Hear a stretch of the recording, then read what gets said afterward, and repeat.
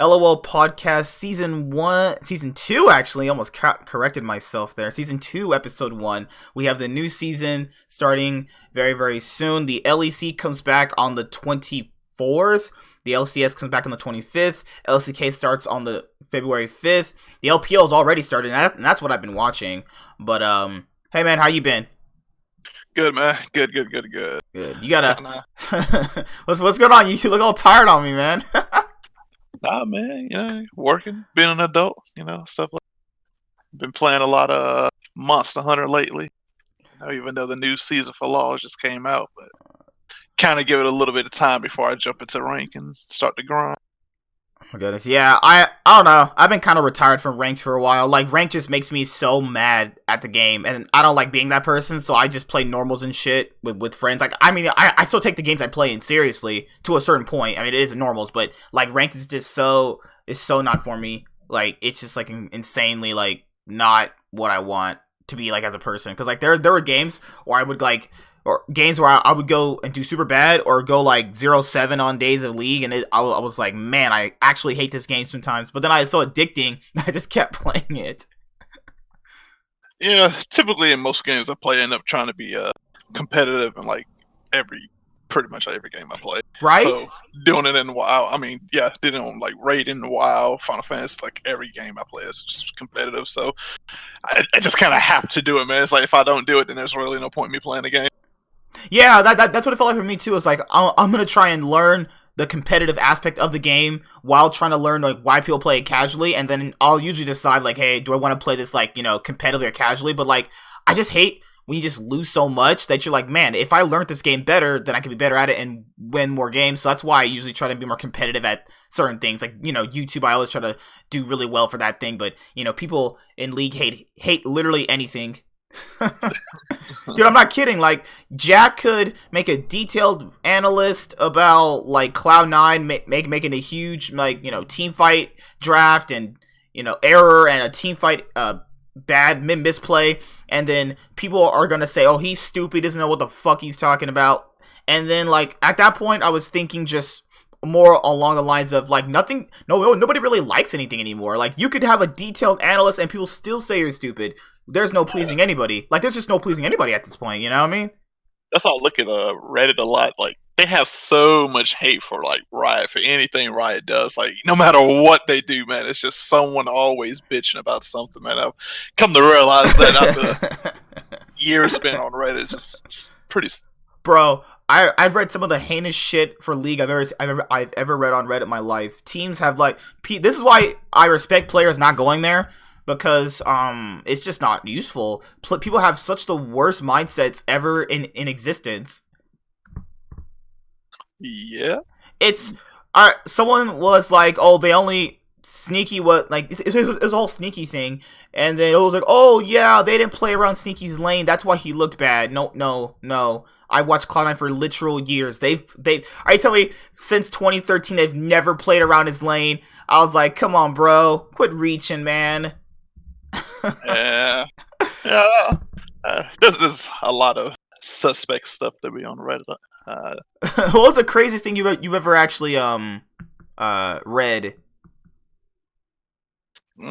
I would actually have to like sit down and think about Bro, that. I've read some heinous, like, I hate the one argument where people say, oh, this was bad because this happened today, so yesterday is invalid. So the example I'll use is G2 versus SKT last year, the MSI. The people are like, well, that was the real final, and TL just paid off Invictus Gaming to be in the final, so EU was gonna be basically beating North America super easily. Like, they're just making it seem like, oh, TL just got lucky against IG, and then the real final was, G2 versus SKT.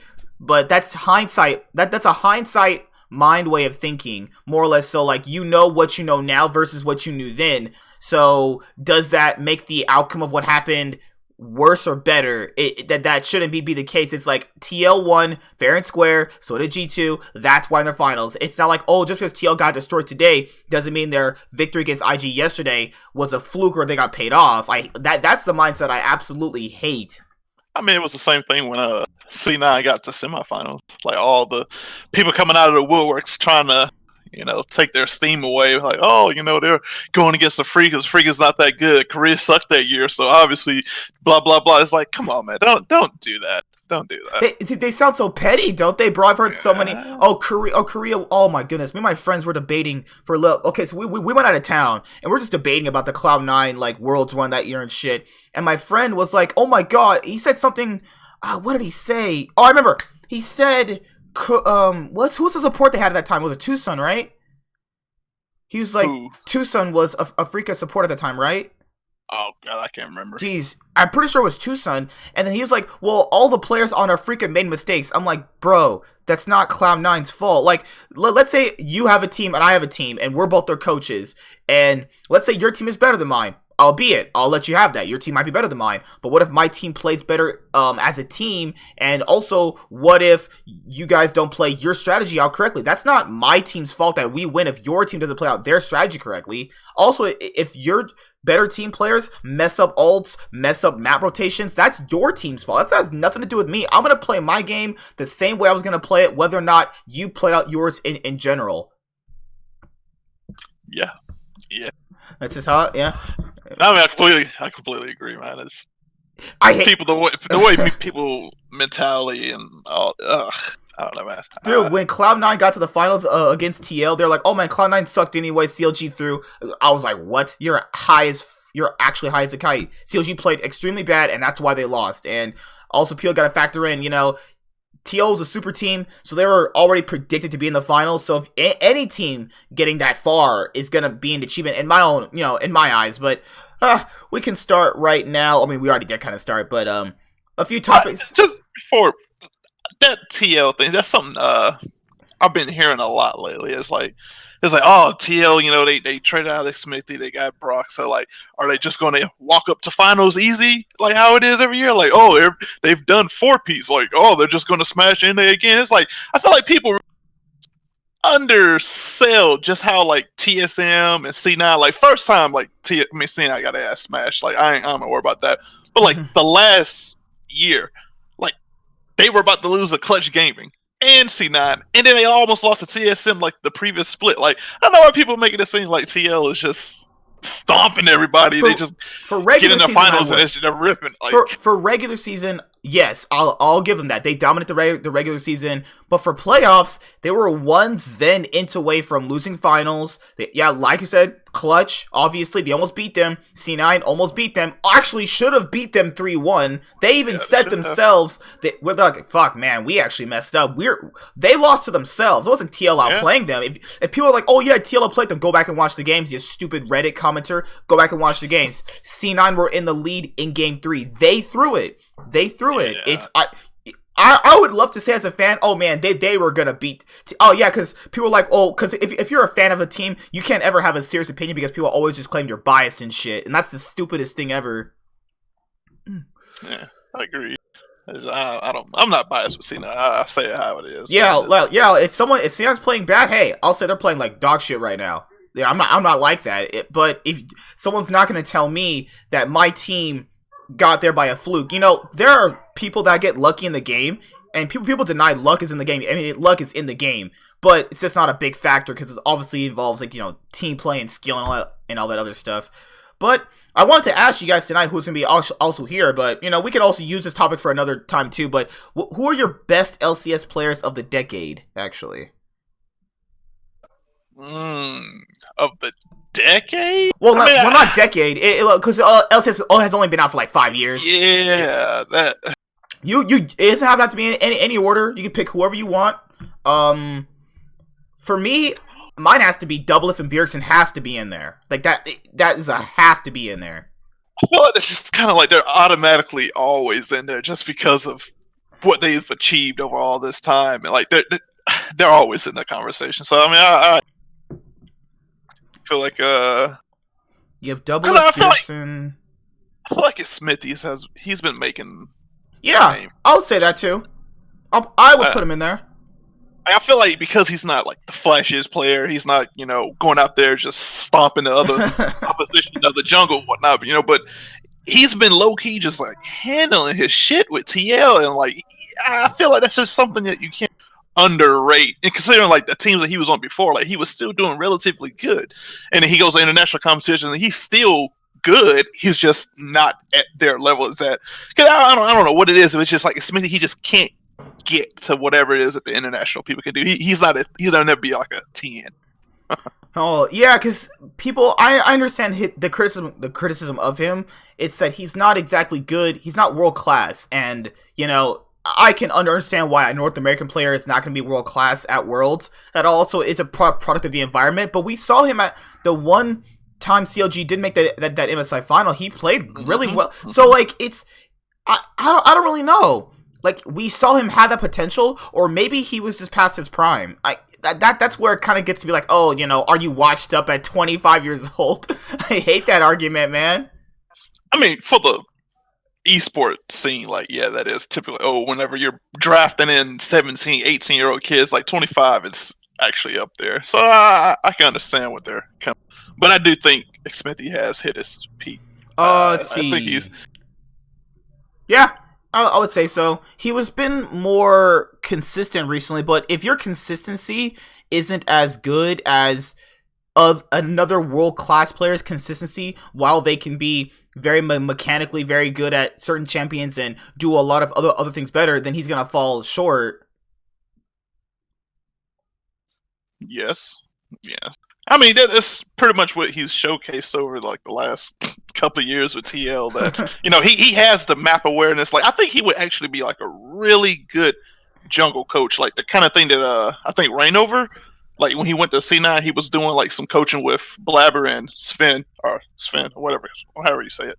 But he was kind of like doing some coaching. Like I think like Smithy would be a pretty good teacher as far as like jungle. But he just like his mechanical skill is not there anymore. But I still think he is one of the players to be talked about for the LCS just because of all the stuff he has achieved, and he's just kind of been low key as he's done it. Like he's never going to be that out there guy. He's not going to be that double if he's not that fearsome. But he's just there doing what he has to do.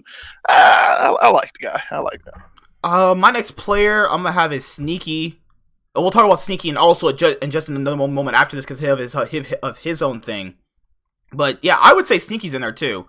Sneaky has just been pretty great all of his career. I know these last few years haven't been the best out of him, but overall, I would put him as one of the best LCS players of all time. If they eventually have that, you know, best player of LCS, you know, they like to hang up jerseys like they do like the NBA and stuff like that. Sneaky has to be in there somewhere. I couldn't imagine him not being there. Yeah, I agree. I mean, obviously I'm a fan of Sneaky. I love C9 and whatnot. But over that, like, I guess it was kind of in that recency bias where I was just like, is he really still that good? Like, I don't know. Maybe is he? I don't know. But then, like, whenever they released that video, and then I think the LCS did like a little write up and was just kind of going off of all the things that he's accomplished over like 7 years. Like, that is a lot. Like, he's done a lot. Like, more than 95% of the LCS has ever done. Like, that dude's pretty up there. See, I was reading that exact same thing, and I was like, man, Sneaky's been really good. And people have to understand, you know, IEMs don't count for like most of anything, but he has an international title, he's top 4 at Worlds, got out of groups multiple different times, LCS titles. He's gotten everything at that point, you know. Yeah. Like, who else? Who else you got? Bjergsen, Doublelift, Sneaky. Minus. Oh, I was gonna say high. I was like a small. No. Nah. No. Oh. I mean, not for me personally. I mean, I think like, when he first came into the scene, he was good. He did some role swaps, tried to make some stuff happen, but then he just kind of fell off. Like, I mean, people love him. People, you know, oh, hi, but I think he kind of fizzled out. He fizzled out. If we're talking about best shot caller of all time in North America, you know, he can get thrown into that, but best of all time does have to include a lot more, because that means your library would have to be basically, I'd say anything more than 4 things you accomplish gets to be in there, but, you know, this is just us, you know, just talking, obviously. Let's see. I would put Impact in there. For what reason? Always super consistent. He seems to always know when to pull it together. He's never a reason why his teams have ever really lost in general, except for maybe like few games that I can actually remember him playing. He's very successful. He's also won a world championship, so that is also a good part of his career too. And he's low-key just been a really great top laner for a while, and people only now are just noticing it when he's been pretty good for most of his career, outside of maybe 2018 where he just couldn't play carries for whatever reason. Outside of that, I think he's had a pretty good solid resume for me. 4 LCS titles, he's got the world championship, he's gotten to worlds multiple different times. He's got pretty much everything you could ever ask for in a laner too. Because we're going by off mechanical skill, he's one of those players that, mechanical skill doesn't really pop into your head when you think of impact, but you think about, consistency, team play, always playing what the team needs, and, having great TP timings, and those are what I think of. Those are things I think of when I think of impact. I mean, yeah, you're right. I can get on board with that. I can get on board with that. Well, you got one? You got a fire one? No. I'm just talking about impact, but like, yeah, he actually is like a really good player. I mean, not to mention he has won a world before, so I mean that's pretty cool. But I mean, what I liked about the guy was like, I thought that he was one of the ones that came to NA just get that check. He's like someday, like he came over and he's actually just held his own. And I thought when he was just playing tanks, I was like, okay, like this is just the limit of this guy. This is just kind of what he's going to do while he's in the LCS. Like that's just what it is. And then like he made that change when he went to TL and started playing carries, and I thought that was just like crazy. Like this guy that's just been on tank duty forever. It was like always like, oh, it's a tank meta. C9's gonna come up. C9's gonna come back. Impact on tanks. You know what that is. And all of a sudden, like he starts playing Kennons and Aatrox and stuff like that, and the guy actually got pretty good at it. And that was one of those things where, like I would like Smithy to do, where you were at your peak and then you surpass that. I mean, that's like one of those little anime tropes where you surpass your limit. And I think that was something pretty good for the guy. I can see why. I mean, for that solely, I would think that okay, yeah, I can see him on the list. Yeah, because that's done pretty good. I think of like best of all time, you've had to have points in your career where it didn't look so good and you turned it around. Bjergsen's had that, Doublelift's had that, Sneaky's had that. Impact just did it literally in 2018 to 2019, where he couldn't play carries for whatever reason, and then he transitioned that and he actually showed people that he could do it. And then you look at all those players, you go, okay, they had points in their career where they had to go over a hurdle, and then they did it. And I think best of all time has to include something like that too, because you're gonna be a player where people are going to say, what did you ever do? Like, what did you ever have to overcome? For Impact, it was the carry thing. Bjergsen, it was, he had to learn how to roam more effectively. He had to learn how to be more of a, I'm going to take the game into my own hands. Doublelift the same way as Bjergsen. Sneaky had to learn how to obviously, not be as garbage in lane as he used to be. Just stuff like that. I agree. So, with that being said, ooh, you. I mean, there's nothing here. Don't worry about it. With that being said, you have set the bar for what a player of the decade would be. You got, like you said, you got Bjergsen, you got Doublelift, you got Sneaky, you got Impact, and you just look at the things that these guys have done. When you look at the rest of the LCS, no one's done any of that. Like. There's no one else. Like I'm looking at the list of players that have played, and no one's done anything to that level. Like if anything, if you're bringing in somebody else, you're pretty much they don't have anything else. They don't have anything compared to that. It's weird though, because I actually like that you brought that up, because I do have other people. I just don't think you're gonna like the people I'm gonna pick out. I mean, they have to have gone to the level that these other four have. See, like, if they don't have that resume, then they can't be on that list. Yeah, you're right. You're just lowering the standard of it. You're lowering it. It's like, oh, well, this guy went to Worlds 3 times, and he did like, no, they actually got to be at the level. I don't think like just across the board at the LCS, like no one else is at that level. No one's really done anything crazy. Like, I mean, The next person I would say is maybe Stixxay, just because of the MSI thing. But then outside of that, he hasn't really done anything. Like, you got Froggen, who's just kind of a known person, but he doesn't do anything. Like, who else? Like, don't say Crown. She will flip out when he sees this. no, Crown. Like, I can. Like, I wouldn't put someone like that in just simply because they're not the LCS. Yeah. Oh, okay. You guys don't know it. You guys don't know that. For you guys watching at home, this is just an inside joke we have. But I was gonna say Aphromoo. He's in the same boat as Stixxay. You're right though.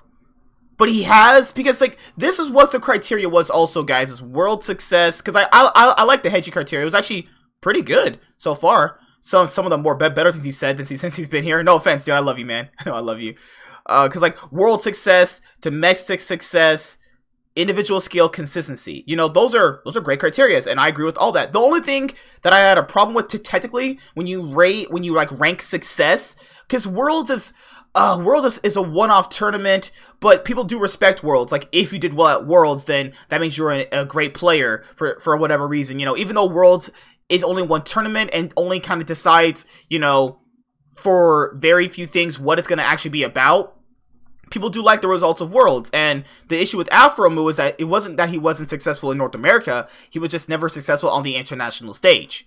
And that's going to get looked at on his career later on in obviously years to come from now. Yep. It wasn't that he was... People want to rewrite history and say, oh, he was always bad in getting carried. No. You didn't watch LCS if you think that way. He literally was one of the best. He was like the best support in North America for quite some time, actually. I mean, I think he was the first support to win MVP. Yeah. So that obviously, that shows something that he was able to do that. Yeah. So, I mean, he's just that guy who's been good in NA, but after that, it's like, like, how many times has Afro even gone to Worlds? Like, how many times? Yeah. 2015, 2016, and 2018. So 3 times. Yeah. 3 times, 2 LCS titles, 1 MVP. I mean, he almost fits it. If he, like, got out of a group 1 time, I'll even take that as success. Like, looking at Hedgie's list, he has Impact, Meteos, Jensen, Sneaky, Ole. Only ones on there I can really agree with is Impact, Sneaky, and then like you have Jensen. Like, I love my boy Jensen, man, but I don't know if he gets there yet. I think I don't think so. Like he's good, but he's not right there yet. Not yet. I'd say Jensen can get there in a few more years. If Jensen gets I would say an international title? No, because that's not really fair towards NA players. See, so guys, for North America, I'm not really looking at titles because that doesn't really make much sense compared to like North America. We're kind of like dog shit. But I'm looking at just getting out of groups a few times is fine. Your consistency, like Jensen fits a lot of the criteria, except it feels too low right now for Jensen. If Jensen can go this year with a stellar performance, if he can win both splits and then go to Worlds and get out of groups, I can rate Jensen can be in there. If he can go to Worlds with a good performance and get out of groups. Yeah, because that last year Worlds performance, man, he literally ran it down. It's like I look at that last year how he did, and I was like what the fuck? Like, you was on C9, you was in the Freakers, like you was going in. Like he was that's literally the reason why Steve picked him up. He said, look, I can get you a domestic title, but you gotta help me out internationally. And how the fuck you go international and you're the main culprit as to why your team lost? He was a main culprit as the reason why they lost MSI too. He played really bad. But it was weird though, because he would come back here and play just the same way he's always played, really well. I don't know what happened last year, guys, to translate bad international play but good domestic play. I don't know what happened with him.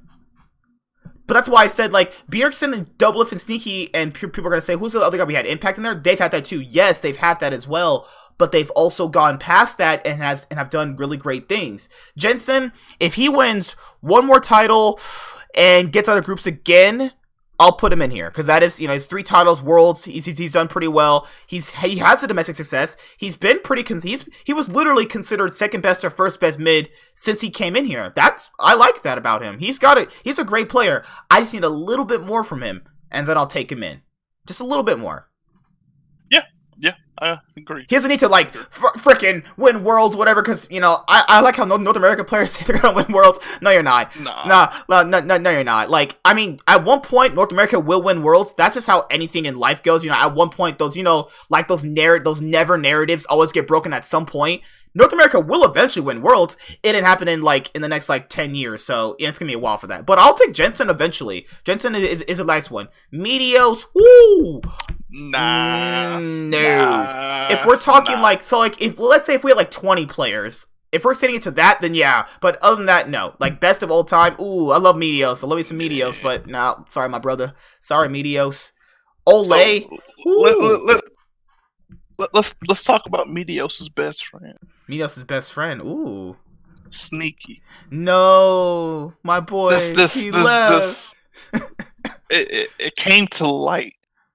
It came to light. I mean, to be fair, did you not think he was coming back? Well, I assumed that he was going to take the split off and just stream up under C9 and then see what his options were in the summertime. Because I'm pretty sure by the time summer comes, some motherfucking body is going to be looking for 80 carry. And Sneaky can slide right up in there.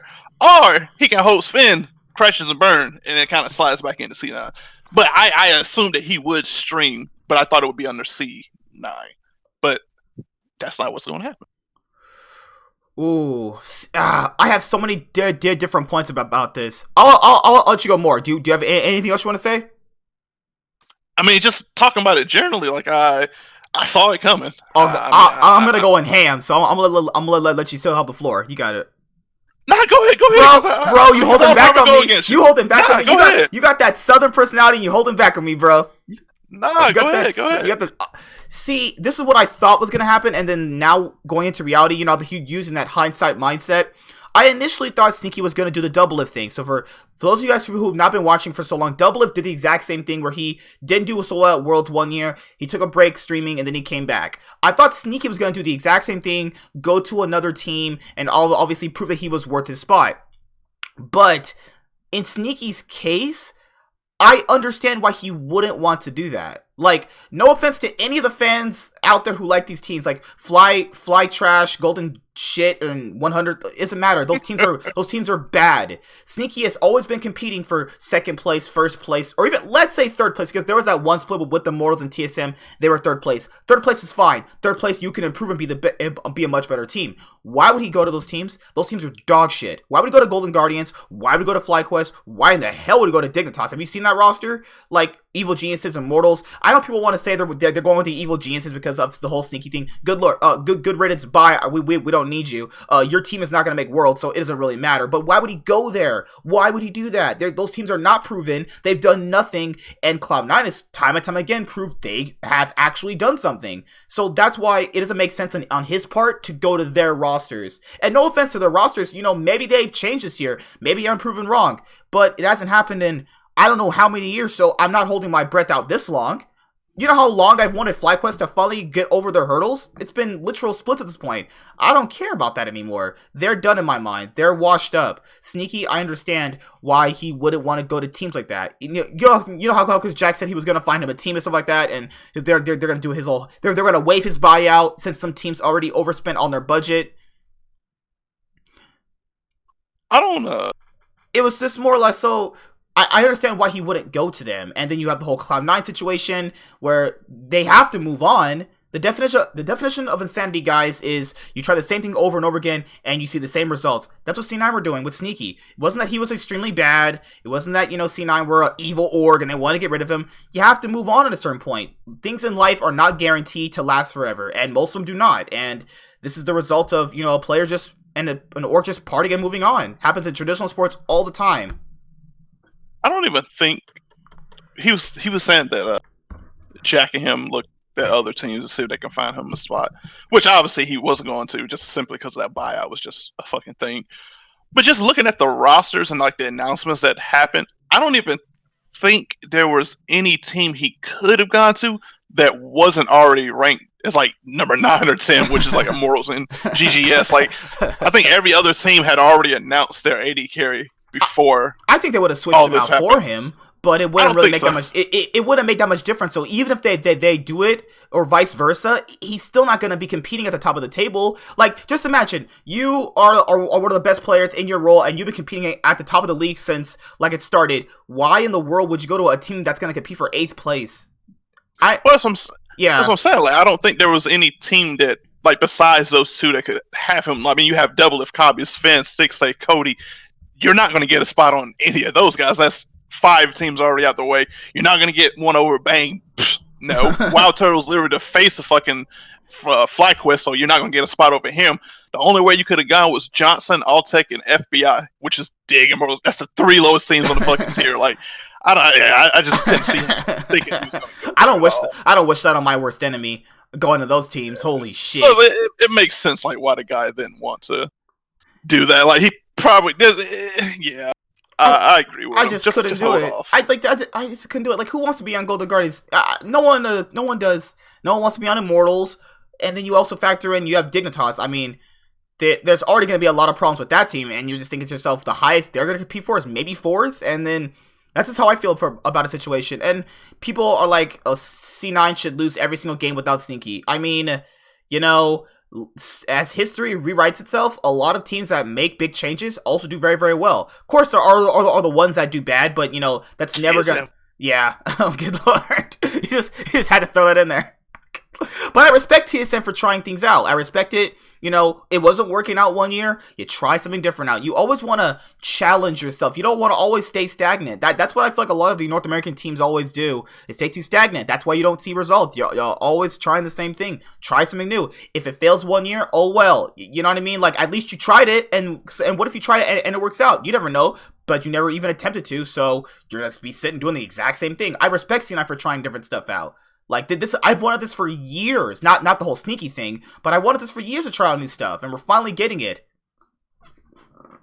Yeah, I'm happy about it. Like, I've been off the Sneaky boat for a while. Like, I just want C9 to finally have a presence in the bot lane, and maybe Sven won't be that. I don't know. Maybe he will. Maybe he won't. I don't fucking know. But at least we're gonna try it. But yeah, you're gonna try something. So I'll still support it all, man.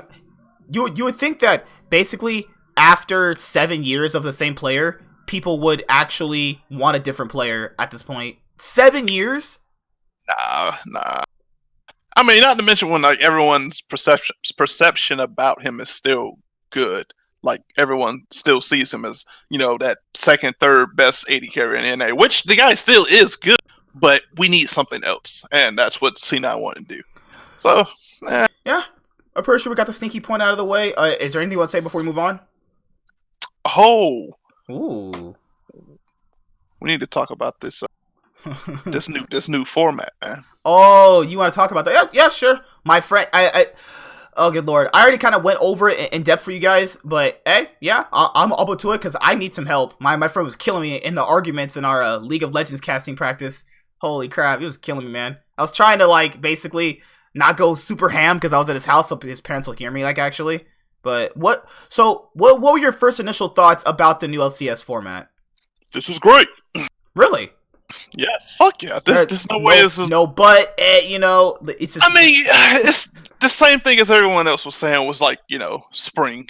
It doesn't mean shit anymore. Which is very true. That is very true. It doesn't mean anything besides, you know, first place going to MSI. Like, that's literally all of it. I think it means something to the players, but that's pretty much it. It means something to the teams because now you have that room to, like, try shit out. You can try out different rosters. You can move stuff around. You can try out different comps, different strategies. Like, you can do all this, like, filling yourself out as a team in springtime, so that makes you stronger in summer. So I guess this was something that was brought up on Hotline Link or something like that, but it was just saying that, like, teams were afraid to really make drastic changes because of how the point system worked. That like you could do, oh, I want to switch out fucking Greg for Acadian or some shit like that, and it might fuck up your whole your whole game. It might throw off your whole team, and next you know you're catching L's after L's after L's, and then next you know you're missing out on playoffs. Next thing you know, you're TSM at that point. Like shit's going downhill for you, and it's like you're afraid to like make these changes because you're worried about points. You're worried about how's this going to affect me. How's this going to look in summertime when I'm actually trying to win and actually trying to go to Worlds or trying to make the playoffs, like stuff like that. That comes into play. So like, I'm happy that they made spring not matter that much because I feel like they actually be a time for teams to actually do some growth, do some change, and like I say, filling themselves out, finding out what's your strategy, finding out what type of team you are, what's your style, like who's your players. Like it gives you so much time to do all that stuff, which I think is pretty good. I think it's good. I think a lot of people, a lot of analysts and whatnot have came out and said like, hey, they think this is like a really good thing too. The point system is just kind of like, at this point, like, yeah, we don't have the gauntlet anymore, but that's okay because like by eight fucking teams going to the playoffs, like there's not gonna be any time for fucking gauntlets. Like I don't like the only change I didn't like was the eight teams. I don't think that an 8th or 7th place team should be in playoffs. That's just like kind of whack. Because if you're an 8th place team, you're like 8 and 10, some jank number like that. You've been a dog shit team the whole time. Yeah, like you've been a dog shit team the whole time, and now you get rewarded for being dog shit. Not in my book. Is it rewarded? Like, because I feel like it's like, okay, yay, you got to go to the party, but you're still shit. Like, it doesn't matter. But I do think because of the how many teams we have in the LCS, it looks weird. Like, oh, only 2 teams aren't going to playoffs, but 8, like that's a lot of fucking. It looks weird. I agree. I think it's a little much. But I see what they were trying to do. I would just love if it was just 6 and 6, both splits. Like an 8th and 7th place team. I mean, to be fair, they're not gonna win anyway. Because I mean, let's factor in an 8th and 7th place team is gonna be like horrible. So, well, then that leads into that thing where it's like, okay, you're literally in the tournament or you're in playoffs to be fonder for whatever fucking team you go against. Like if it's like, oh, TL is going against. No, I don't even think that can happen. Let's who be a 3rd place team like CLG versus someone like FlyQuest? Oh, let me look at this. Yeah, I mean, yeah, that's okay. That's what I'm saying. I'm seeing it now.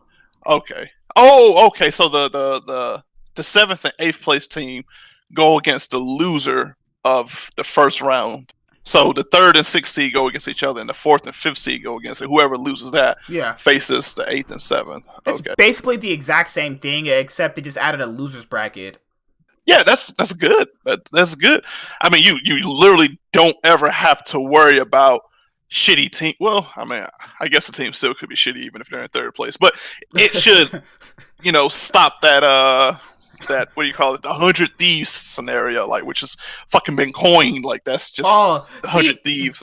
Oh man, I hate that it said it's used for the one time it really didn't benefit North America, because it wasn't like the other times it was there that people didn't complain about. It was just that one time people really hated, like, oh, 100 Thieves win. I mean, to be fair, I do agree with people, they really shouldn't have been there. They were already bad way before that. It was just like, that was just an exposure, like, okay, you're actually dog shit. Now the point system is bad. But does that mean the point system was bad all those other times it worked out in North America's favor?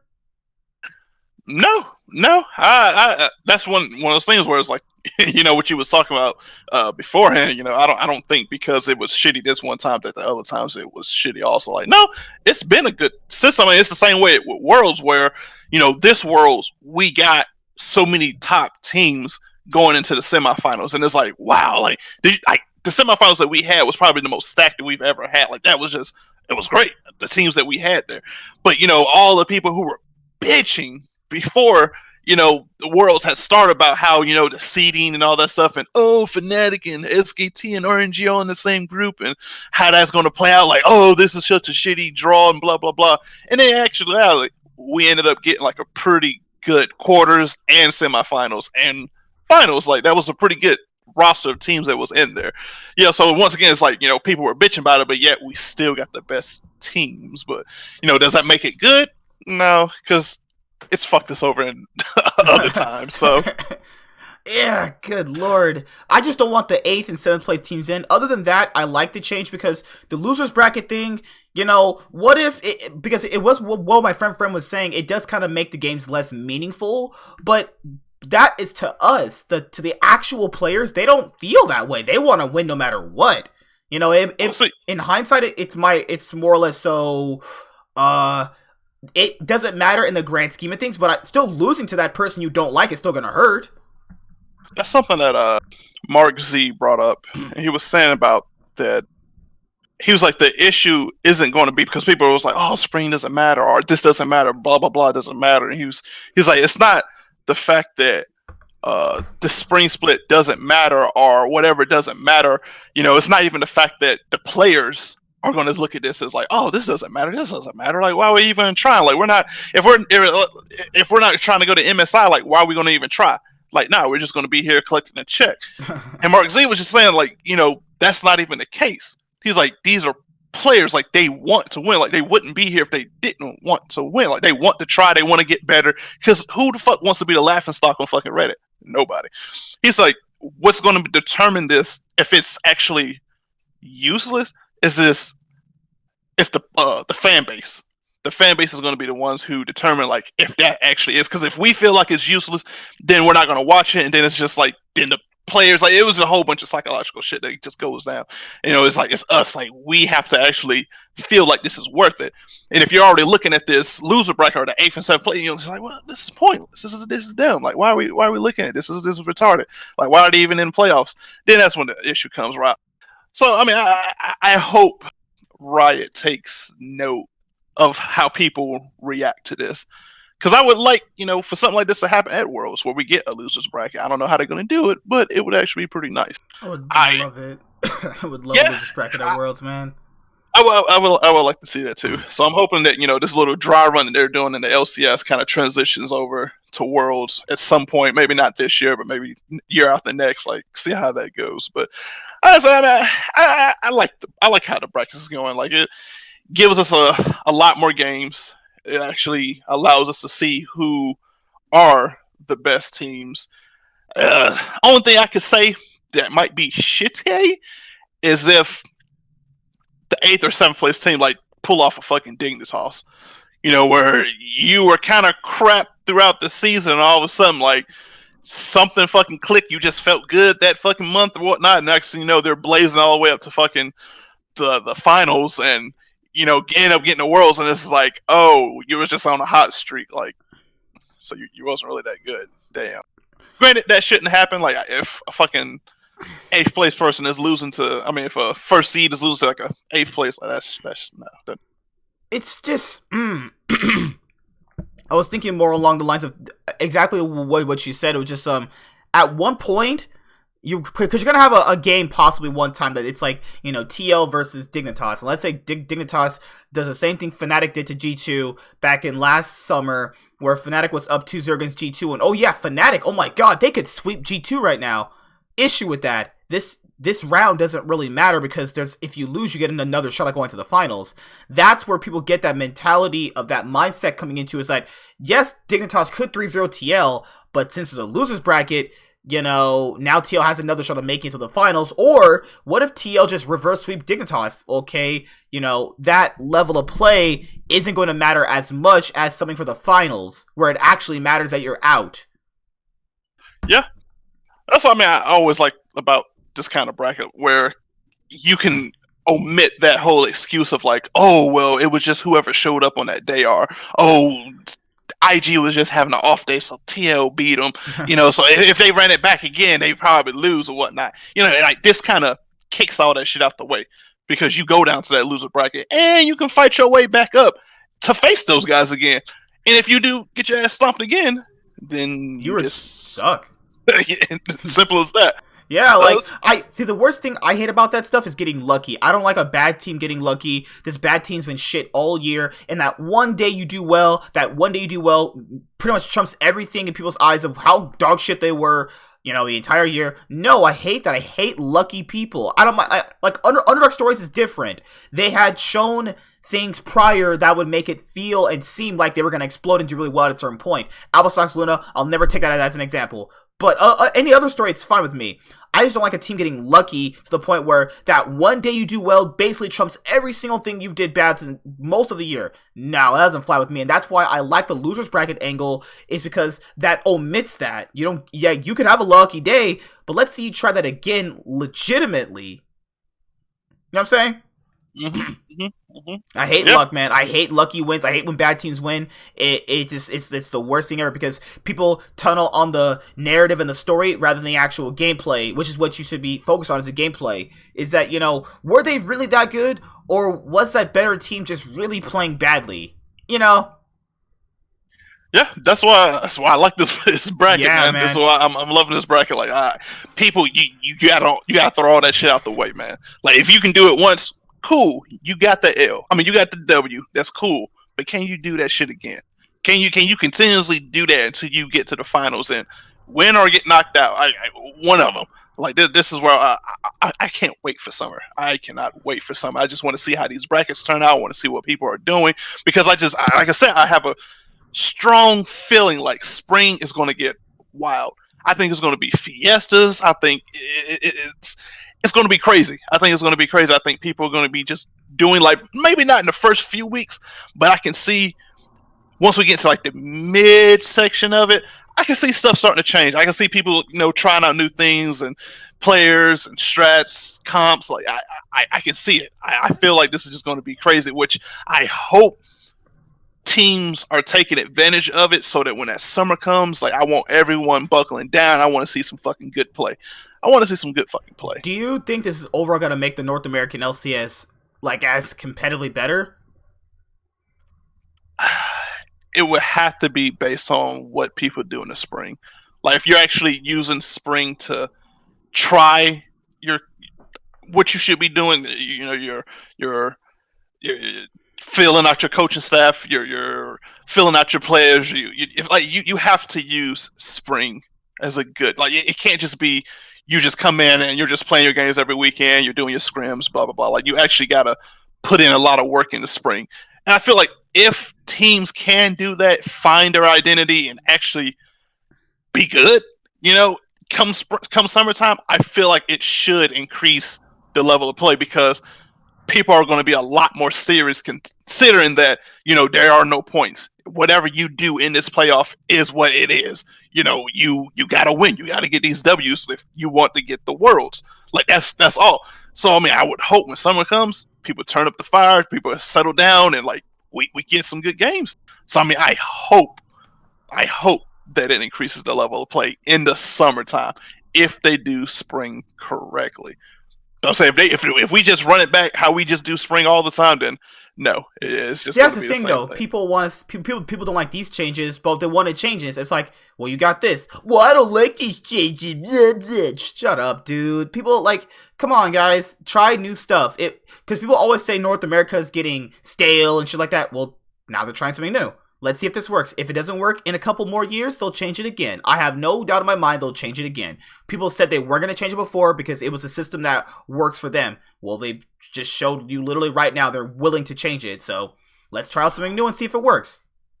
I mean, I wonder, like, just the orgs outside of, like, the whole thing, how Riot is going to, like, look at this a year from now, just considering, like, how they want to improving the academy scene by doing the whole, that four games at once, and we're just watching the highlights of that game, and then they're going to be pretty much force feeding us games during the LCS days and all that, which I don't have a problem with. I'll watch some academy games. Like, I actually do want to genuinely look more into the talent that we have in the academy, because a lot of people are just always bitching about academy and how we need to get this NA talent, or how this person is in the academy, he needs to step up and blah blah blah. But not a lot of people watch academy for whatever fucking reason. I actually want to use this year and look at academy just to kind of make a note of myself that, hey, academy really does suck. Or there are actually some pretty good people in it. I was watching some podcasts the other day with Crumbs on it, and he was talking about, there actually was a lot of talent in Academy last year. He knows it's because he literally cast every fucking game of Academy last year. So he could see that, hey, this player actually is good, or this player right here sucks. What he was saying is that, these guys can't move up. They will never get that chance because you have people who've been in LCS for so fucking long. You just can't take that risk to put them in there and try to get that development and all that other bullshit, which is why I'm hoping spring solves that, where you can slide people around if you want to try to see, what fits and what can you do, what growth can you make on your team. So I actually do want to watch Academy just to kind of see like who are these players, because I mean we have a lot of guys coming from the OPL or whatever that is over there, the Oceanic play. We got a lot of players coming in from over there. We got some fresh faces in the scene, and we got a lot of veterans in there who are, who's that? What fucking team is that of all the fucking LCS players that shouldn't even be in the fucking Academy? But we have those guys over there who are doing God knows whatever the fuck.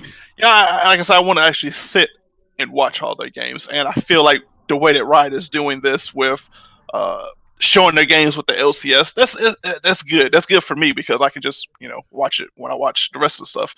I like that they're doing the Monday night games. I've always been a fan of that for football, and I was really liking the fact that they're doing it for league now. So I mean, it's kind of going to be my thing. I can sit down and watch some of these matches. Yeah. Only issue I seen about this was like someone was saying something about the orgs getting less views because they're placing them like the times are weird for EU players. I mean, for EU fans to watch the games on Monday. And I guess the EU fan base was actually like a pretty good sizable amount of people who watch LCS on Saturday and Sundays because it's real weird, man. There's a lot of EU fans that'll watch North America, but then vice versa, it doesn't work out that way. It's just really, I don't understand that. It's like, why would they want to watch us? What I was saying, it's just because like whenever LEC goes off, that comes on. Like LCS is coming on, so like they just kind of like that transition is just almost seamlessly. So they just go over to watching that, and that's just how it is, But they can't do that Monday because of the start time or something like that. So It's like you have your, I guess, hype games or whatever they want to call them are being played on Monday, but then you're losing like a third of your viewer base, maybe. I don't know how much LEC is, but that's a lot of people that are missing out on watching your content, which affects the teams, branding and getting their views up and all that bullshit. So I wonder how that's gonna play out. Like, I just wonder, like, is Riot, if they end up getting low view count comparable to like what they standardly had like all the previous years, how are they, like, what are they going to do? Like, they would have to move the times back up again. That's what I feel like they would do. Because even for us, we're going to go to the LCS in a couple weeks or so. Even for us, it's beneficial for us because we sometimes got there late, so we could obviously go. But I understand for people that they want to watch the games. But to be fair, there is VODs, and you can watch that. But ooh, that's the hard part. People get really bent out of shape when they can't watch it live, man. I understand when you could. I don't watch the LPL games live because I really can't, because I'll be literally asleep. I'll just go and queue them up for on the subscribe channel for League that I have for the LPL games, and then I watch them then. It's the exact same thing, except I guess the live experience is something is like a spectacle. That's, I can understand that. But it's more or less so if this is gonna benefit the League for a couple years, and I'm for it, because remember, toward like the end of an LCS broadcast, if you notice the numbers, they actually get bigger and bigger and bigger the later the day goes, because obviously there's nothing on. But if it's so much earlier in the day, then you don't get as many views. Now, EU does translate to a big part of that, but if you look at from a North American standpoint, the numbers get bigger and bigger and bigger as each game rolls on, because more people get off work, they wake up, they start watching the games, and it's technically more beneficial for North America and badly timed for EU, is what I'll put it. I've heard the opposite of that, is that it starts off strong because you have that LEC, and then as the day gets later, it starts doing it off unless like there's like a TSM game or a TL game or something coming on. Then you have that spike, but generally it's actually getting less. And I say this because that was the reason why they moved the the start time for Sunday's games to be earlier, was because they said that they noticed like such a drop off, and they was attributing that to people was going like to bed. Like, you can't stay up to fucking 8, 9 o'clock watching these games when you got to work in the morning. So a lot of people was leaving, so that's why they moved it back, so they can hold on to that viewership and people can still watch all the games. So I mean, I've seen it the other way around. So I don't know how it's fine. Our experiences are different in that aspect. I look at certain things different because I'm the king around here in these parts, boy. I'm just kidding. Oh good lord. It's man. I just hope the changes benefit the region for the better. You know what I mean? Like I just want us to be not a laughing stock, but that's gonna happen no matter what anyway. At the end of the day. It might, man. It might. I mean, I'm gonna be optimistic as much as I can. Yeah, bro. I'm optimistic that some stuff is gonna happen for us this year. I'm not all doom and gloom like some people are. I mean, to be honest, you guys, I only really care if Cloud9 or G2 does well. I could really care less about any other team, honestly. But hopefully, Cloud9 could seize an opportunity in the spring to win spring and get another title. I'd be fine with that. If they want a title this year in spring, I don't care if it doesn't matter. The titleship drought is over. That's fine with me personally. And if you go to Worlds, actually, what I want from them this year is getting a title and going to Worlds, because people said they're not going to make Worlds without Sneaky. Yeah, whatever. Yeah, right. They're going to make Worlds with Sven, and I would like that to happen. It'll prove all the haters wrong, and winning a title. Just win spring or win summer. I don't really care which one you win, but just, be not as bad as you were last year, please. That was horrible to watch.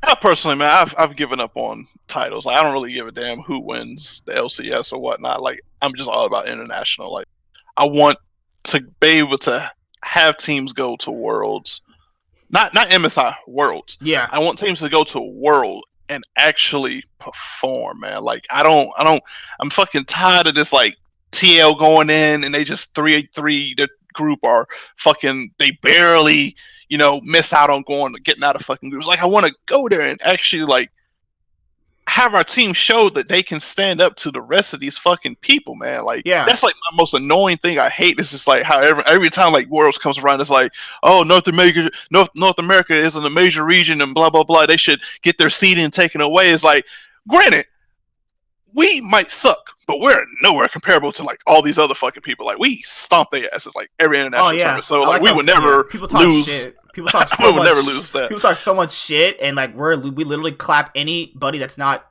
EU or Korea or China. Yeah, but it's like when our team is in play-ins, like I want people to talk about them the way everyone talked about Damwon last year, where it was like why is Damwon even in play-ins? Like, they're just going to stomp everybody. Like, this isn't even fair. Like, I want our team to go to where people are just like, we're going to wreck these people. Or when we get into a group, it's not, oh, we're in a group with fucking T1, or oh, we got G2 in this group. It's like, oh, they got Cloud9 in their group, or oh, they got TL or TSM in their group. Like, we're actually, neck and neck. I ain't gonna say neck and neck, but we're competitive with these people. Yeah, it's just like if they go into the group, you're automatically placing them as like third, 3-3. They're not getting out. I hate that, man. Like, they should get. Hopefully we'll at one point get a Fnatic treatment or a G2 treatment where our team is so good that people want to get behind them and want to see their success internationally. Yeah, I'm just tired of NA being laughed at, whatnot, man. It shit just kind of gets tiresome, and it's like that shit can't be good for the mental of the players, man. Like, I just can't see these guys like really wanting to just like really try as hard as they want to. When you like, no matter what you do or what you achieve, like, people in NA just still going to shit on you.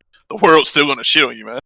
Like, I just want them to go there, man, and just be competitive. Be fucking competitive. Like, even if they don't make it out of fucking groups, man, like, I want it to be where you gave everybody in there a run for your money, like it was anyone's fucking game.